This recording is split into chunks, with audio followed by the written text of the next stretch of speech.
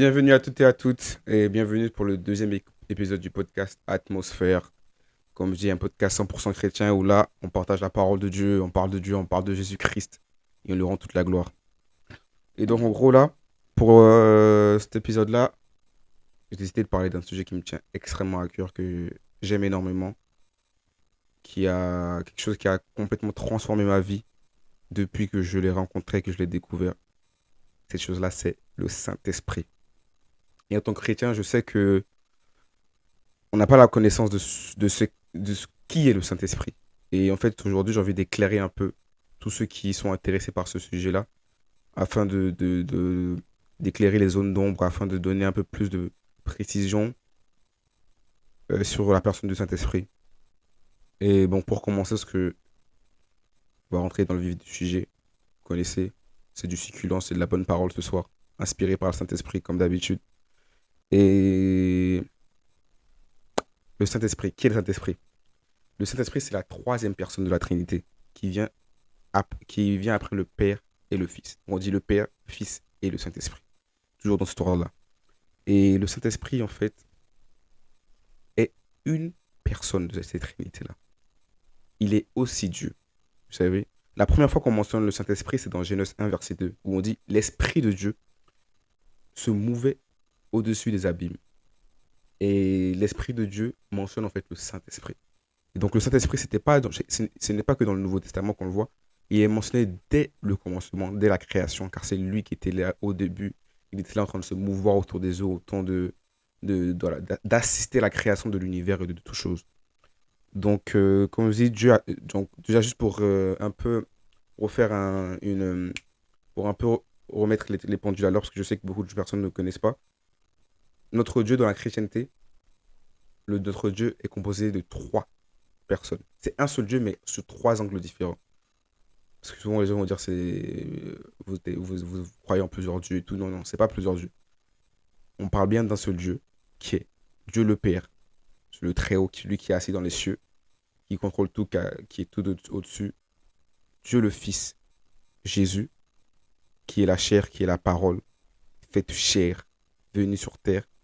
Et Dieu le Saint-Esprit, qui est le Saint-Esprit, qui est la puissance de Dieu. Pourquoi j'ai la puissance de Dieu? Je vais lire ce verset de Luc 1 qui dit, dans Luc 1, j'ai oublié le verset parce que j'ai pas noté le verset là, mais c'est dans Luc 1, 50 quelque chose. Et la parole de Dieu dit là, le Saint-Esprit viendra sur toi. Ça, c'est l'ange qui parlait à Marie.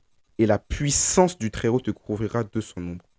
Et là, l'ange refaisait référence quand on disait la puissance du Très-Haut, du Saint-Esprit, juste comme je l'ai lu auparavant. Et en fait, le Saint-Esprit, c'est la puissance du Très-Haut. Et quand on parle de puissance, en fait, on parle d'un pouvoir, on parle d'une force agissante, en fait. On parle d'une puissance, d'une force agissante. Par exemple, un exemple que je donne, quand on dit par exemple que les États-Unis, c'est la première puissance économique ou la première puissance militaire, par exemple, ça veut dire qu'en fait, qu'ils sont très forts militairement. C'est-à-dire qu'il n'y a pas d'armée qui peut s'opposer en tout cas à l'armée américaine. C'est la première des armées. Voilà. Ils peuvent s'opposer, mais ils ne pourront pas gagner. Mais la puissance, c'est pas seulement en termes de force brute.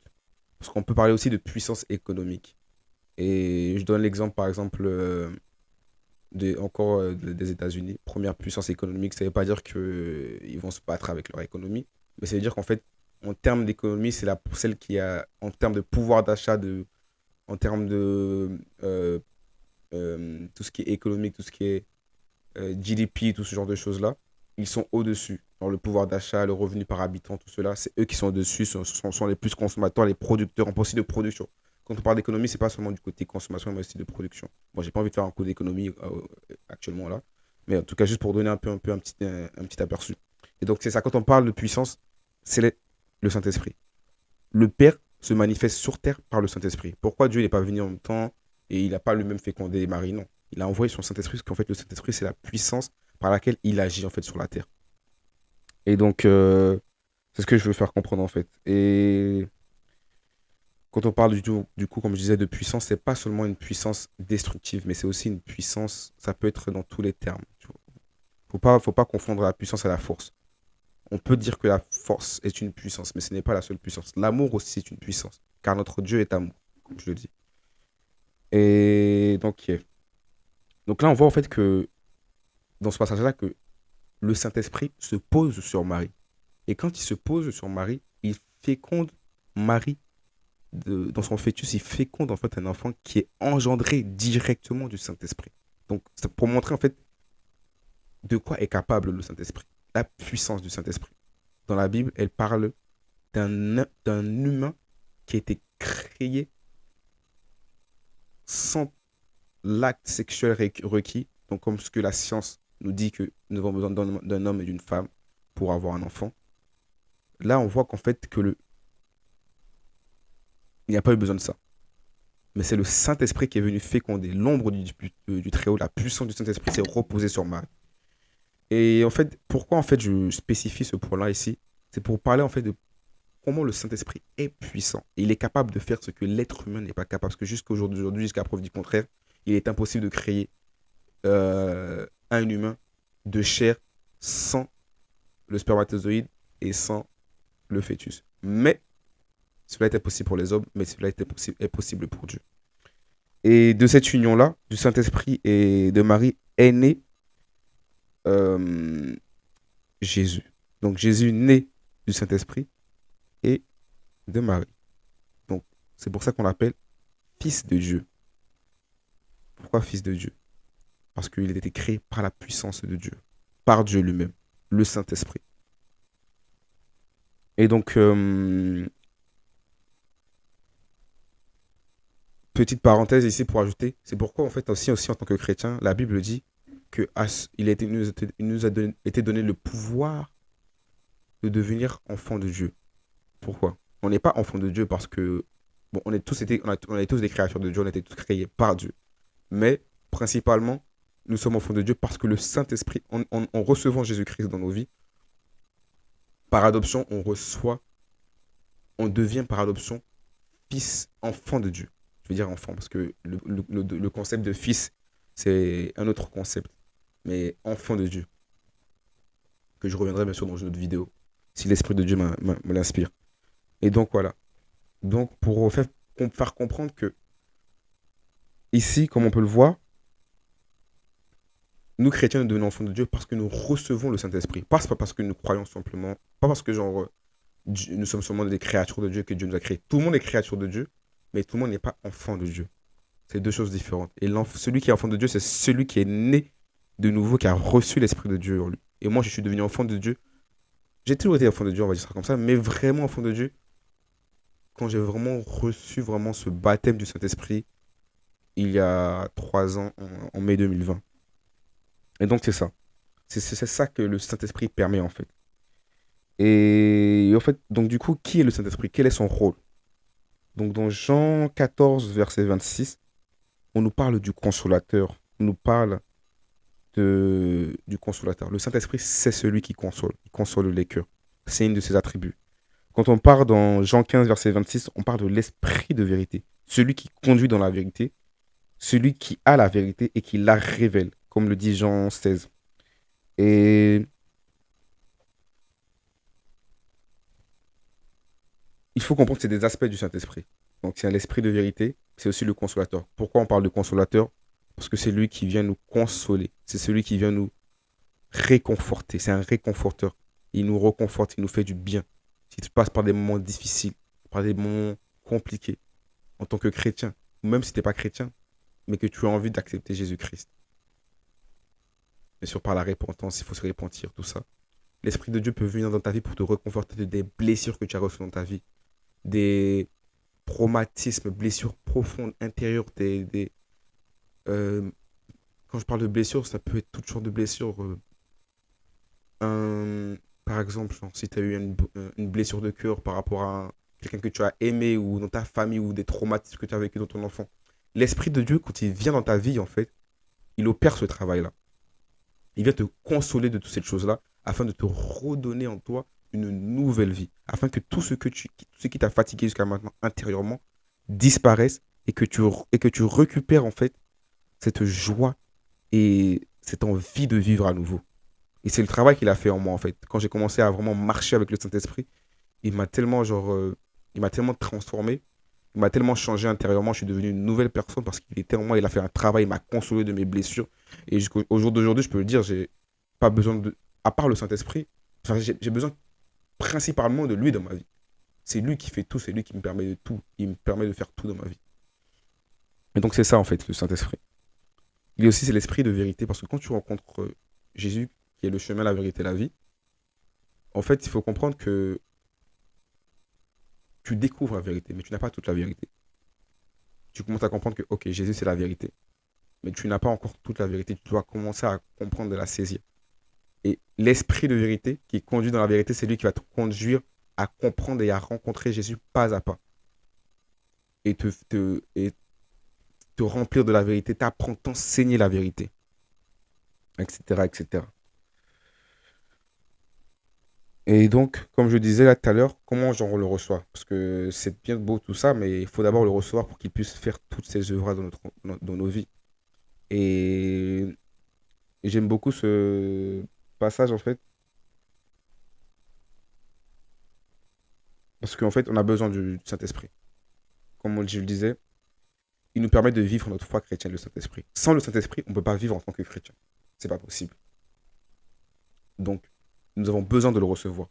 Sinon, on ne peut pas vivre en tant que chrétien. Et quand je parle en tant que chrétien, c'est pas un chrétien lambda qui se dit chrétien, qui a foi en Jésus-Christ, mais qui sa vie ne confesse pas Jésus-Christ ou qui ne respecte pas la parole de Dieu ou qui n'obéit pas à ce que Dieu lui dit. Parce qu'un chrétien, ce que j'appelle chrétien, moi, c'est celui qui obéit à Dieu, qui obéit à ses commandements.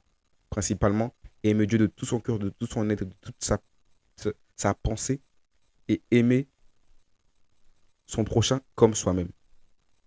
Si tu ne respectes pas déjà ces deux commandements-là qui sont les plus importants, tu ne peux pas te considérer comme chrétien. C'est pas possible. Si tu as de la haine ou tout ça, voilà. Parce que le premier commandement, c'est l'amour.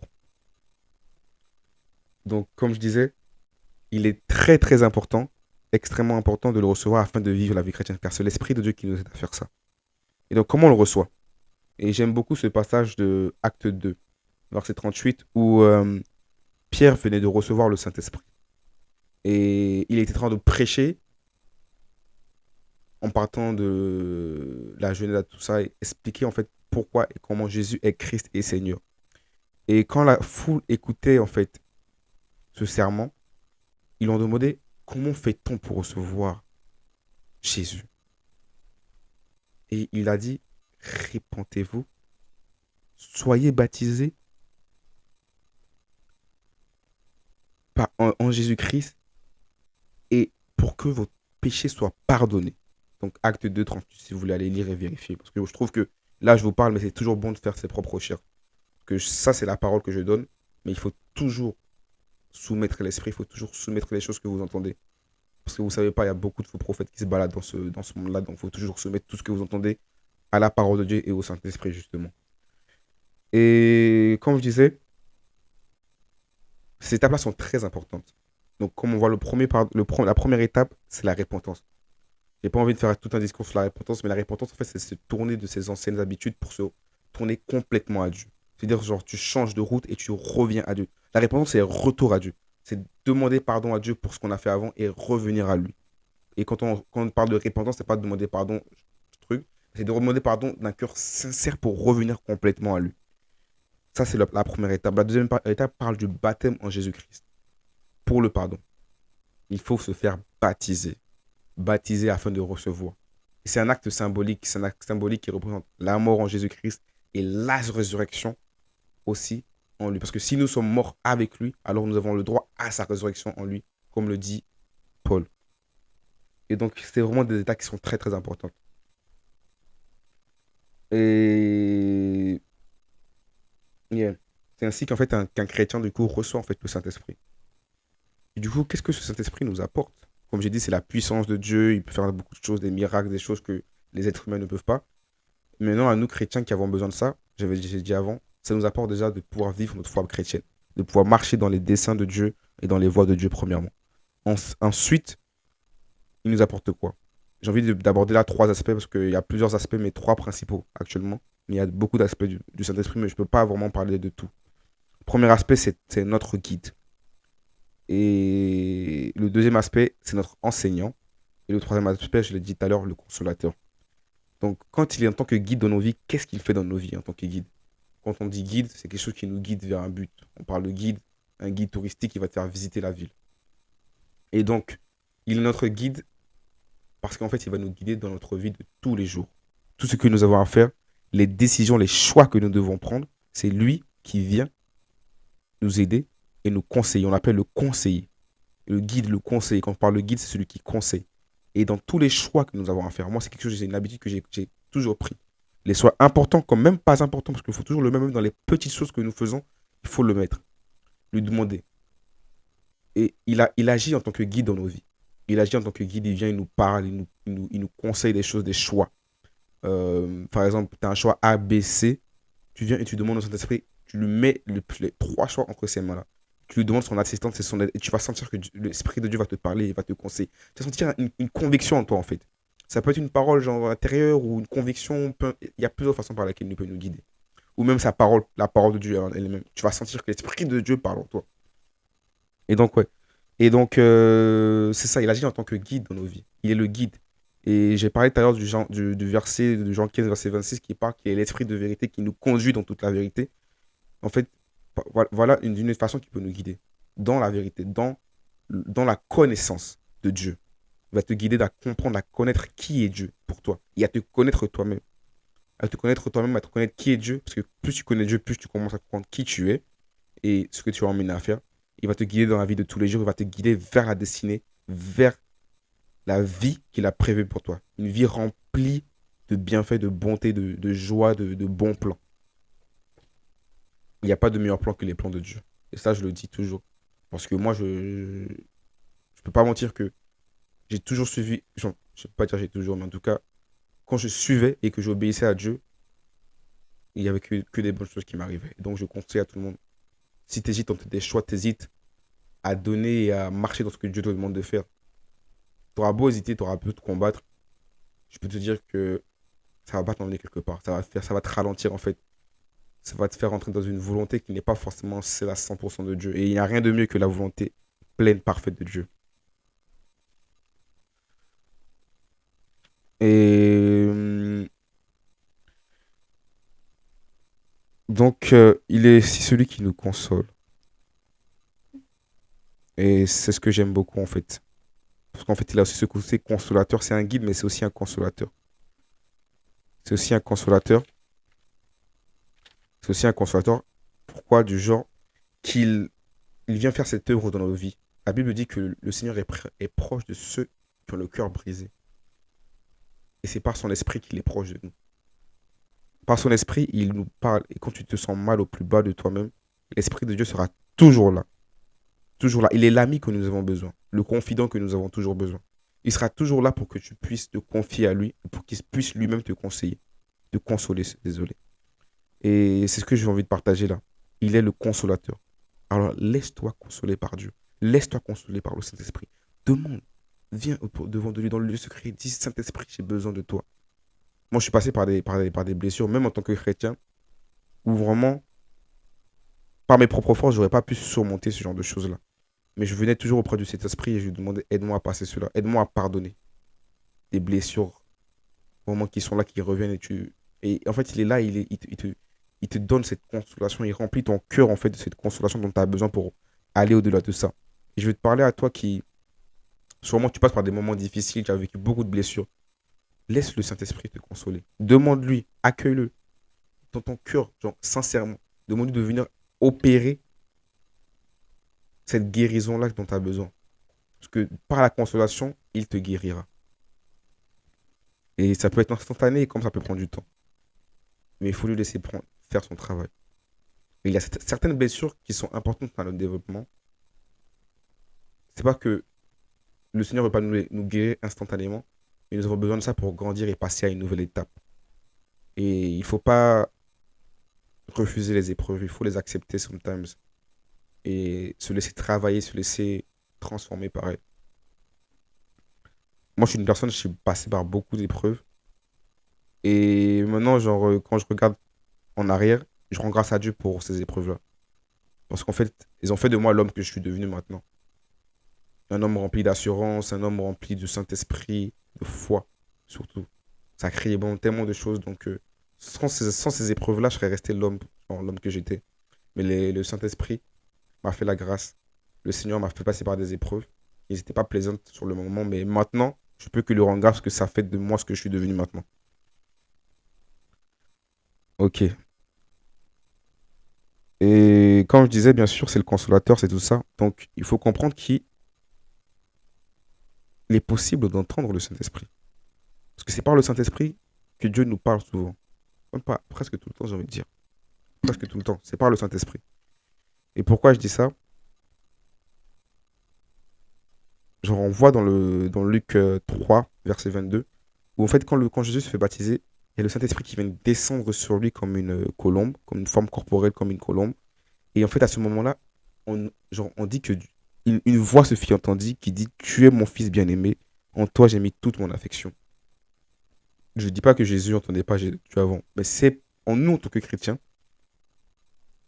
mais c'est là que la première mention de la voix de Dieu, dans le Nouveau Testament, dès que le Saint-Esprit est tombé sur Jésus. En fait, le Saint-Esprit, c'est celui qui nous permet d'entendre et de comprendre Dieu. Et plus tu te rapproches de lui et plus tu formes cette communion avec lui et plus tu commences à être capable de l'entendre. Et il se manifeste sous plusieurs formes, genre, c'est pas forcément audible, parce que bon, il y a des personnes qui entendent Dieu audiblement, c'est une grâce qui leur est accordée, mais il y a plusieurs façons comme j'ai dit, être en audible, en pensée, dans le cœur, dans la parole, et aussi dans ton instinct, ou on va dire une conviction. Et c'est ça, quand tu arrives à discerner la voix du Saint-Esprit, tu es conduit par le Saint-Esprit, tu permets en fait au Saint-Esprit de pouvoir te guider. Et comme je disais, pour vraiment pouvoir l'entendre, il faut entretenir une relation quotidienne. Dans la prière, dans la méditation de la parole, avec Dieu, avec le Saint-Esprit. C'est ce qui te permet d'entendre de plus en plus. Moi, dans mon cas, le plus je passe, le plus je passe du temps dans la présence de Dieu, et le plus j'arrive à discerner la voix du Saint-Esprit. Mais quand je passe peut-être des jours où je m'éloigne, ou voilà, je prie de moins en moins, on va dire ça comme ça, ben, je sens que cette voix-là fade dans mes genre, j'arrive à moins distinguer. C'est pour ça qu'il est très important pour tout chrétien, afin d'être conduit, de rester proche et d'avoir une discipline spirituelle. C'est très, très important. Sinon, tu vas rater beaucoup de choses dans ta vie parce que tu n'as pas été proche, parce que tu n'as pas voulu rester à côté de lui. Et pour finir, j'aimerais aborder les ennemis du Saint-Esprit. Et là, j'ai deux choses que j'ai soulignées. La peur et l'impureté. La Bible dit je crois que c'est 1 Timothée 7, 1 Timothée 1, verset 7, qui dit que, car ce n'est pas un esprit de peur, mais un esprit d'amour, de sagesse et de courage. Si la peur t'envahit, c'est un frein pour le Saint-Esprit. Et il est possible que la peur t'envahisse, mais il faut laisser l'Esprit de Dieu faire son travail en toi, afin de te débloquer. Il faut être courageux, en fait. Et le courage, c'est pas ne pas avoir peur, le courage, c'est aller au-delà de la peur. Et c'est le Saint-Esprit qui t'aidera à faire cela. Mais la peur, c'est quelque chose de très, très important que le diable utilise contre les enfants de Dieu, afin de nous bloquer dans ce que nous devons faire pour Dieu. Et moi, il a travaillé dans ma vie comme ça aussi. J'avais beaucoup peur de parler de Dieu, beaucoup peur de partager sa parole. Mais si vous me voyez capable maintenant de venir devant un micro, parler comme ça, comme je le fais, c'est pas par mes propres forces. Vous pensez que c'est moi qui suis capable de parler de la parole de Dieu. Non, c'est le Saint-Esprit qui agit au travers de moi. Et la peur, c'est quelque chose, c'est un ennemi, c'est l'ennemi de Dieu, c'est l'ennemi de tout chrétien. Et l'ennemi du Saint-Esprit. Pas l'ennemi du Saint-Esprit, mais c'est ce qui empêche le travail du Saint-Esprit dans beaucoup de chrétiens, la peur. Et le deuxième, l'impureté. Et on l'appelle Saint-Esprit, c'est pas pour rien. C'est parce que premièrement, il est saint avant d'être un esprit. C'est sa nature, en fait. Et c'est pour ça qu'il est très important en tant que chrétien de vivre une vie de sanctification. Et quand je parle de vie de sanctification, je parle de une vie dans l'obéissance. Une vie qui obéit, où tu obéis à la parole de Dieu, tu obéis à Dieu. C'est ça la vraie sanctification. C'est pas genre essayer d'être le plus pur possiblement, toi-même par tes propres forces, mais c'est obéir. Quand tu obéis à Dieu, alors ça suit, tu es pur. C'est pas la parole qui purifie, ce n'est pas tes actions. La Bible dit, je vous ai donné cette parole. Jésus a dit je ne me rappelle plus du verset, mais il disait, vous êtes purs par la parole que je vous ai donnée et non pas par vos actions. Donc c'est très important. L'impureté. L'impureté, vraiment, c'est quelque chose qui bloque le travail et l'avancée du Saint-Esprit en nous. Et donc, il est important donc, de mener cette vie de sanctification et d'obéissance. Donc, je vais m'arrêter là pour ce premier épisode, en tout cas. Il y a beaucoup à dire sur le Saint-Esprit, mais j'ai pas le temps de tout parler de tout, sinon on va faire des épisodes de 2 heures et j'ai pas envie de faire des épisodes qui vont durer des éternités parce que je pense pas que ça va être intéressant pour tout le monde de s'arrêter pendant 2 heures là. Je sais que la parole de Dieu c'est succulent, mais voilà quoi. Il y a toujours une bonne fin à toute chose. Et donc, je vous remercie pour ce premier épisode. Merci à toutes et à toutes. Vraiment, genre, je prends plaisir vraiment à faire ça. Merci encore pour vos supports. Likez, commentez au maximum. En tout cas, qu'est-ce que vous pensez du Saint-Esprit? Quelles sont vos expériences avec le Saint-Esprit? Et on se voit encore pour un prochain épisode où ce sera du lourd. Merci à toutes et à toutes. Tchuss.